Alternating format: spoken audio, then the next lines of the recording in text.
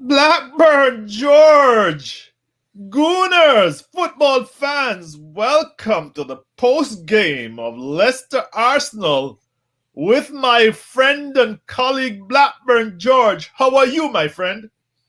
The ever sunny Blackburn George is here. it's autumn and your clocks fell back 1 hour, Yeah. and I am trying to get used to it. Because this pushes my time never changes. No. Yeah, nope. My time never changes. Out here in the Caribbean, nope, we're not in this daylight saving time. But and I'm looking at this. I'm looking at the crisp so-called autumn sun. But are you good, my friend? Yeah, I'm fine. All right. So George, you should be happy though. We beat Leicester 2-0. And in our preview, we said that these were two equal teams, and that the result would be an indicator of where Arsenal is at. And 9 games unbeaten, George. Can you argue with that? Our theme today is: is Arteta or Ramsdale the hero? Surely Arteta must be figuring strongly in your mind. He was a genius, wasn't he, George? Yeah. Well, let's get this right. You don't have to be in one camp or another. That's the problem that we have at the moment. That we all want to pick a camp. You're either for this or you're against that, or you're for that or you're against this. Now, let's get some things straight. You can't change the goalposts. We said it was a test, and it was a test. Leicester are a good team. We beat them 3 points.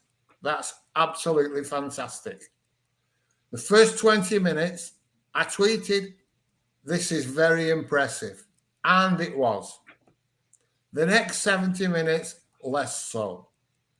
So, because you think we did well and we won, doesn't mean that you can't look at the game as a whole and say, well, hang on, there's a lot there I didn't like as well. There's a lot I liked, or there's some things I liked. I like the way that we're using this, or we appear to be using this only 1 game a week to come out the blocks flying at teams. We've done it a lot recently. And it's successful. We're getting on top early on, getting some score on the board, but then we're clinging on for dear life for the rest of the game. George, that I'm happy with. I can tell you that we were literally clinging on. The underlying statistics, which people pick and choose, but we have to bring this data out, showed that they had 64% possession. And George, it was 63 in the first half and 65% in the second half. So we were clinging on, as you say. And the additional statistics are grim. They had 16 shots, we had 9. They had 8 shots on target, we had 5. And that mostly was in the first half. They had double the touches that we had. Those are very grim statistics, George. What do you think they betray anything here? No, unfortunately, I don't. I think people only look at the results if it's the result that they want. If it's not the result they want, then you can start telling them about statistics and underlying trends. But if it doesn't tell them what they want to hear, the statistics don't mean anything. That's what they'll tell you. That's my observation as well. Yeah, and it's sad because they do. And I'm going to go back to this again. 22 games unbeaten, Unai Emery. Fans singing, "We've got our Arsenal back." And I was screaming from the rooftops that this can't last. The underlying statistics are awful. it'll come to a sad end. And it did. And then after the event, well after the event, fans were looking back saying, oh, yeah, that 22-game run, yeah, it didn't tell the whole story because the underlying statistics were terrible. Then they wanted to hear it when they decided that Emery wanted to go. Then they were prepared to listen. They weren't prepared to listen at the time. And it's the same with this. We could have lost almost every game we've played this season, bar Norwich and the cup games. Yes. Had we lost any of them, we couldn't have turned around and complained. So that can't carry on, Shotta. It just can't. It's impossible. It can go on for another couple of games. You can get lucky. And look at it yesterday. 64%, did you say? Yes. Loads more chances, loads more shots on goals. Aaron Ramsdale set the record this season for saves made, and some of them were absolute worldies. 8 saves, George. He had 8 saves. He had 8 that doesn't tell you we were on top. That tells you that we were clinging on for dear life, and our man of the match was the goalkeeper. You look at the score, 2-0, it seems quite comfortable. And then you'll get people making up excuses going, but we were in front, we sat back. No, we didn't fucking sit back. We got battered. We got outplayed. And we were lucky. And we were lucky as well early on because don't forget, I'd said we'd only scored 1 goal from open play. Correct. This corner came in. Gabriel ran on towards it, missed it. But because Vardy got a glance on it, it glanced it onto Gabriel's head, who had already accepted missing it and turned round and started looking the other way as if it hit the back of his head and went in. Now, that's a bit fortunate, isn't it? Yes, and then Smith Rowe gets an assist from the guy that we were saying was having a terrible game, Soyuncu. Whatever his name is. Soyuncu. Whatever his name is. He's a guy, he's having a nightmare. Yeah. He toe poked a clearance onto the fucking penalty spot for Smith Rowe to run onto and lash home. It wasn't from build-up play from us. Fucking Lacazette had kicked the ball straight at the guy in front of him, trying to score. It had bounced about off 2 or 3 people. Soyuncu stuck his foot out, passed it onto the fucking penalty spot. You couldn't have passed it to a worse fucking place. Mm-hmm. And Smith Rowe banged it in. There's your 2 goals. Isn't that our second goal from open play all season? I think it is. In the Premier League. In the Premier League. That's our second goal from open play. What, including games at home? No, surely not. George. Only on the road, I think. On the road, yeah. Yes. Yeah. No, that's our first goal from open play. You're testing me, and I will defer. I will defer on that, George. I don't want to make a mistake. First or second, it doesn't really fucking matter. Yes, but the point is, even from the open play goal, it wasn't our build-up play. It was courtesy of a fucking toe poke onto the centre spot from their defender. You know, that's not what you would call a good goal, is it? It might have been caused by pressure. All right, we were all in the box. We're trying to score. Wacker had lashed at it and it bounced about a bit. Smith Rowe was in the right place at the right time. He hit it well. Fine. But it's not exactly a fucking great goal from... To be accurate, George, the goal came from a turnover by Maddison, who just was under pressure, simply turned the ball over to us, and we just swept into the counter attack, and then it pinged around. Go ahead, but you're in general, you are correct. Yeah. So 2 goals on another day you don't score. Saves from Ramsdale that on another day you don't make. They dominated possession and chances. And you can't say that's not fortunate. It is. And great. We all want a bit of luck. But it's every fucking week we're getting it at the moment. And it cannot last. But the only difference between... I have to put this proviso in.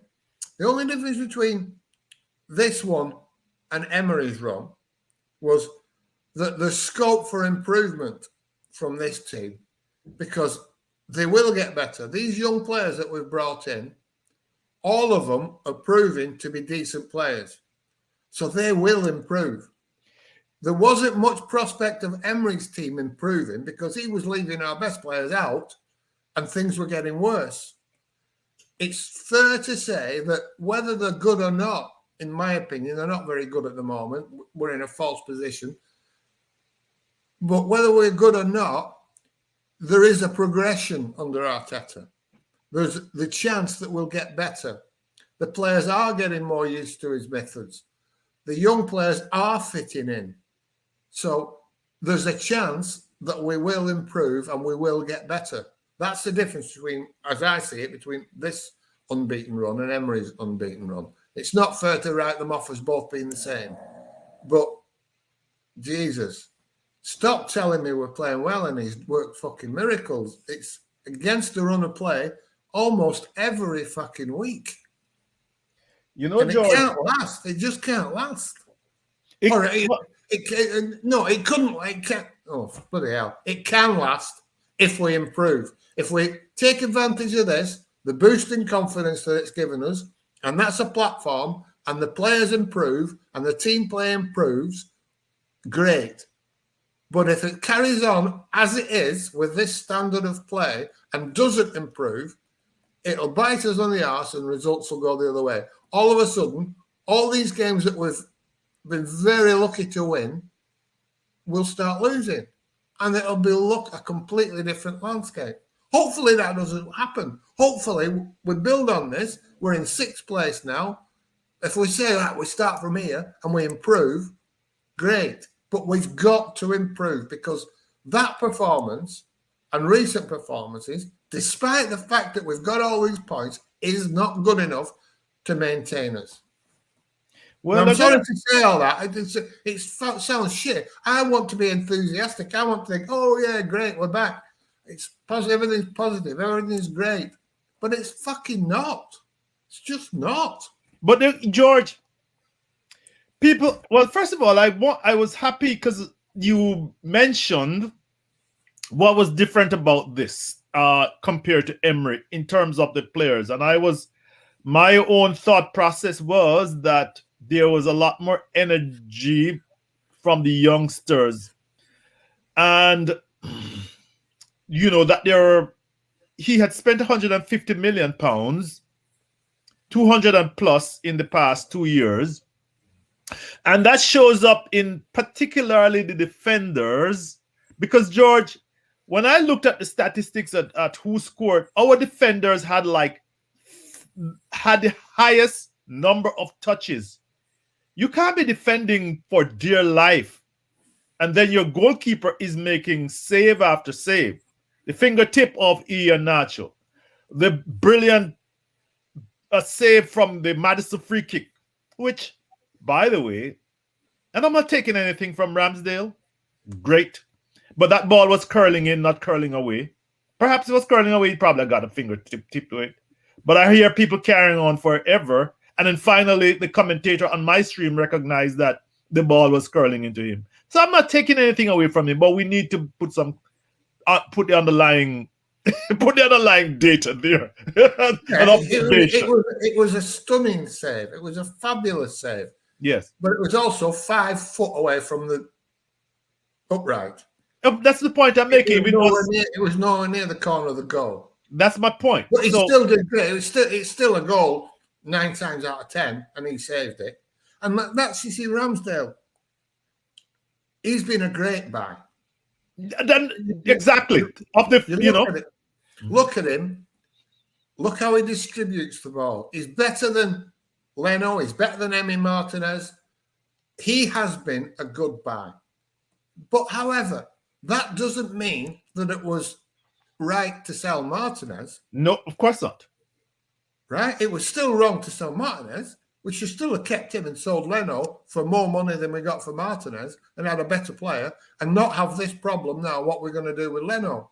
That said, we couldn't then have bought Ramsdale. Correct. So But George, basically, you and I banged yeah, his drum a lot last year, and we stopped banging because he got a good goalkeeper. And I want people to understand that we have not even been talking about no, goalkeepers for the last month or so. he's a great goalkeeper. The point I'm making is we've now got the same problem we had before. We've got Ramsdale number 1 And Leno number 2. and Leno number 2, and Leno won't like that. But another thing is that it's the hypocrisy that gets me, and the forgetting the mistakes that were made, as if because we've got here now, we didn't make mistakes along the way. And you think, I remember the argument, oh, Leno's our number 1. Why Emmy? He's Yes. been here for all these years. He's only had 10 games, and Leno's done it for years. Well, hang on a minute. Ramsdale's only had 5 games, and Leno's done it for years. So how come it's a different argument now? Exactly, George. Exactly, George. I think there's enough to tell you that Ramsdale is better than Leno. No question. No question at all. But there was also enough to tell you that Emmy was better than Leno. No question. But that was our point. And, you had people, because they are like, Arteta is like untouchable. Arteta is like a god. He's beyond criticism. They refuse to accept the point that you and I made that, hey, we're not goalkeeping experts, but we've been around the block for a long time, and you can see that on both our faces and our hair, that Emi Martinez was a better goalkeeper overall than Leno, and that a mistake was made selling him. But no, and as you say, then they make the same argument we make now to justify the signing of Ramsdale. Ramsdale had an excellent job. He did an excellent job yesterday. That's right. But the thing is, the reality is, if we'd have kept Martinez instead of Leno, we wouldn't have bought Ramsdale. Right. And I think Ramsdale is better than Martinez. So in the end, we've got to a good position, but I don't understand how you can justify a mistake by falling on the right position later on. But that's how they'll do it. That's how they will do it. You can see it coming. They'll be posted. But Ramsdale's fantastic. George, how long can this last? I kind of feel, I said that about 2 podcasts ago, that if your goalkeeper is being peppered in this way, at some point he's going to concede. Yesterday he was peppered, but he did not concede. How long can this last? Well, it can't last. I mean, he's got 100% fucking save record at the moment. I mean, I don't know. I don't know what the normal stats are for a top goalkeeper. Neither do I. I just no idea. But let's say they're 50%, 60%. It 100% can't fucking last. Just like, remember when Aubameyang scored 7 goals? Yes, and you and I banged on about that. Yes, 7 goals from 7 shots, and it was skewing that 22-game unbeaten run ridiculously. And nobody would have it. And I said it couldn't last. It's going to 20% is the average for a good striker. You can't be having 100%. Nobody would have it. And then last year, when he had a below average season, I'm sorry, they wanted him. Most of our fans wanted him run out of town. Do you forget, George? They wanted him sold. They were saying that he got 400,000. I don't know if that's correct, but they're saying that they got big contract and he's not making an effort. And I was like, no, that's not the point. Well, first of all, we weren't creating for him. But secondly, the law of averages caught up with him. And even, yesterday, I didn't even know if he had a good chance yesterday. That was another thing I observed. He had 13 touches. If I am correct here, he had 13 touches, George. That's horrible. I'm going by memory. I looked at it earlier today.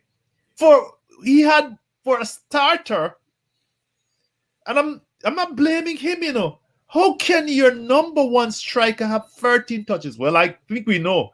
But you want to respond to that? Well, yeah. If you look at yesterday, if Cristiano Ronaldo hadn't scored, it would have been his longest dry, barren spell for I think 13 years since he left United. Yeah, if he hadn't scored yesterday, right? Yes. Now, are you telling me he's forgotten how to score? Or was it because the team wasn't creating chances for him to score? They created half chances yesterday and Don't refer to that overrated Bruno Fernandes for me, George. But the point I'm making is a good player is a good player. Correct. But they will not perform above the average for a good player. You just can't do it.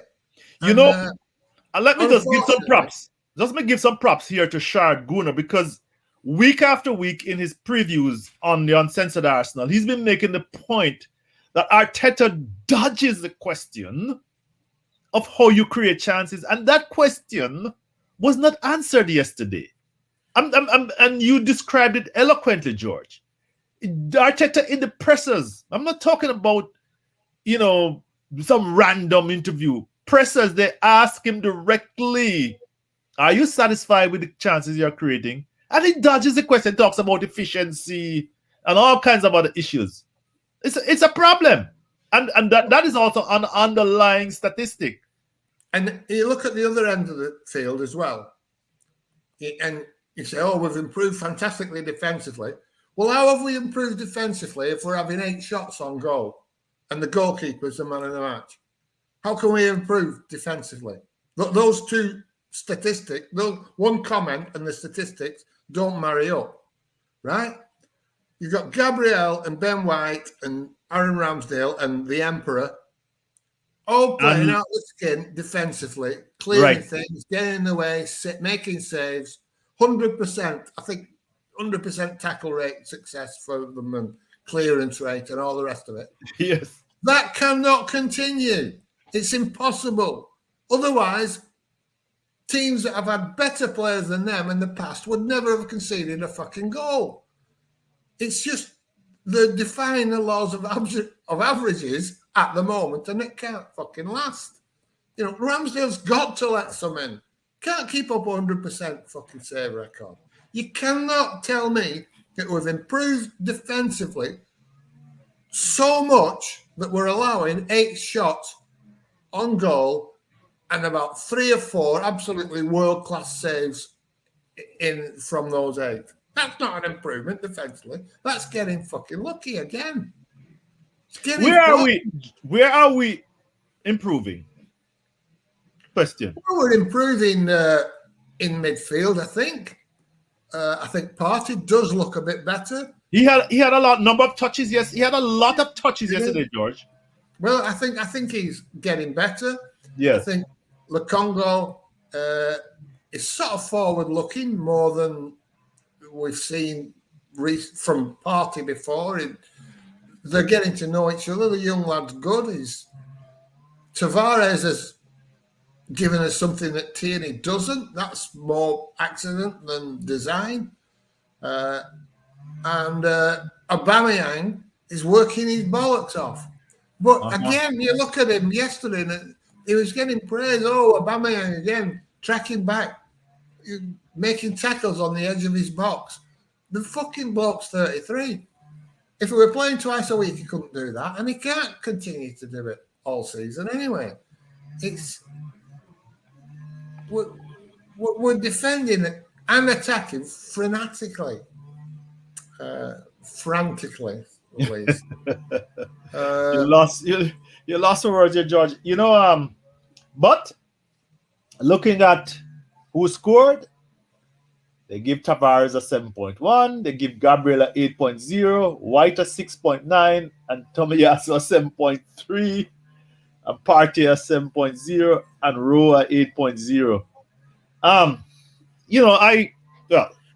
You have to be very careful with these people, because if you score, you're a genius, and if you make saves as a goalkeeper, you're a genius. It doesn't matter if you could be a great goalkeeper, a poor defense in front of you, but if you concede 1 or 2, they kill your rating. But they give Ramsdale a 8.6, and Aaron Ramsdale deserved this. Oh, yeah, George, but more important than that is his distribution He's as good as that guy at City. Almost. Yes, the fella, the Brazilian dude, I forget his name. Yeah, that's the one. Edison, Edison. yes. The hard drive takes a while these days, so come on. He's absolutely outstanding. Yes. And he's outstanding straight away. I don't think Mikel Arteta's a goalkeeping coach, is he? No, I don't. We're not giving him credit for that, surely. I don't mind giving spreading the love, but he's not having credit for Ramsdale coming in and immediately being that good. Maybe Edwin's going to share some of that. But George, we're going to end on this note.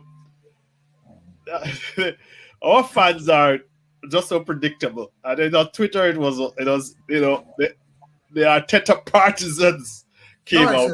It's fucking it's all Arteta. Honestly, it's a wank fest, Shotta. Yes. It's like, it's sad to watch. Don't criticize him. Don't mention that they didn't play particularly well. Only mention that we won.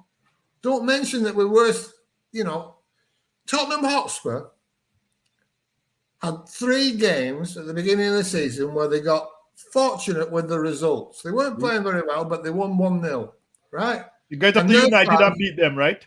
And their fans were singing that they were going to win the league and all the rest of it. And now look at them now, because reality bit. And reality will bite with us unless we improve. I'm not saying we can't improve. I hope we do improve. I think we're going in the right direction. I think some of the young players that have come in have been a fabulous success, and they will improve and they will get better. I think the team can get better. I think all that can happen, but do not fucking tell me that we're there, that we have improved, and that this run of results isn't fortunate, because it is. Learn, as you said, learn something from the 22-game unbeaten run, please. But we seem to have the memory of a tadpole. We seem to be able for the people to move us, some of us, just sway us. Well, results sway us in football. I think, just as a matter of context, George, United had a 22-game unbeaten road run. And the minute they got flogged 2 weeks straight, including that 5-love last week, it was a crisis. Ole had 3 games to save his job. Yesterday, Manchester City lost to Crystal Palace.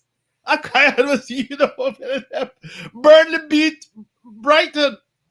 You've got to have some perspective and look at your team in its totality. I beg of you before you start singing. But can we help it? No, of course you can't. Again, I say this every week. I understand that people want to be positive. They want to mention that, it is a good run. You can't deny results. Of course. You cannot deny them. You look at the table, you look at the look. If you forget the first 3 games, we've done. We're on a real roll if you just write them off. 9 games unbeaten, George. But you have to fucking think, who have we played?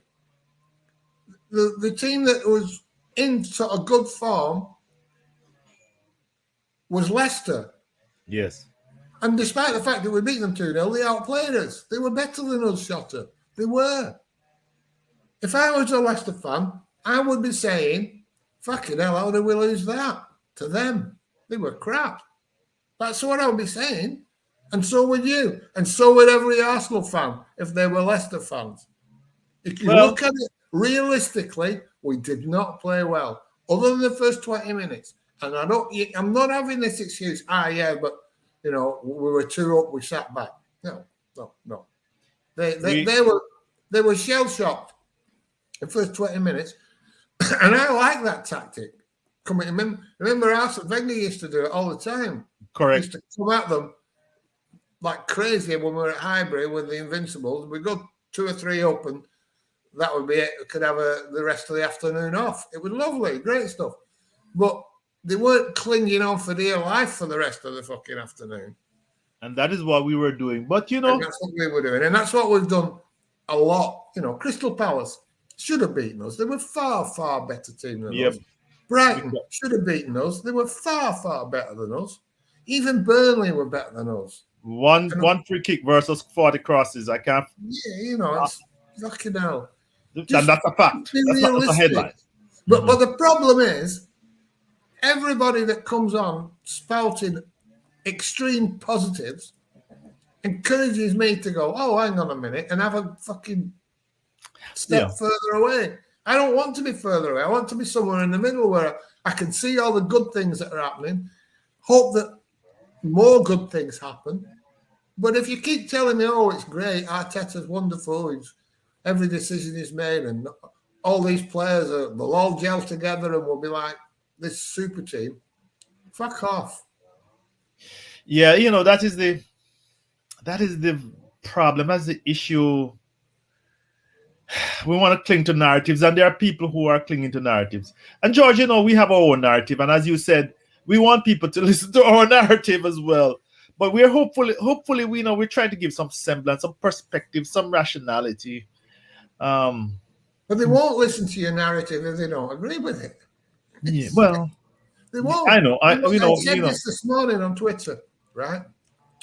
People used to follow me, likes, retweets, say I was funny, thought I was knowledgeable, and then as soon as you start write for me, write articles, for me. I think I know some of those people. As soon as you don't agree with them, as soon as you're saying what they don't agree with, all of a sudden you're an ignorant idiot with an agenda that shouldn't be making fun of serious subjects, whatever the subject is that you're laughing at, that they don't think you should be laughing at. It was all right before, but now it's all fucking wrong. And it's the same today. People unfollowing you because you're pointing out, hang on a minute. Now, George, social media is horrible and then they want to censor you because they don't, your opinion is different from theirs. They don't want to hear it. Come on, guys, grow up. Get some gonads. I know, and another thing. Sexist.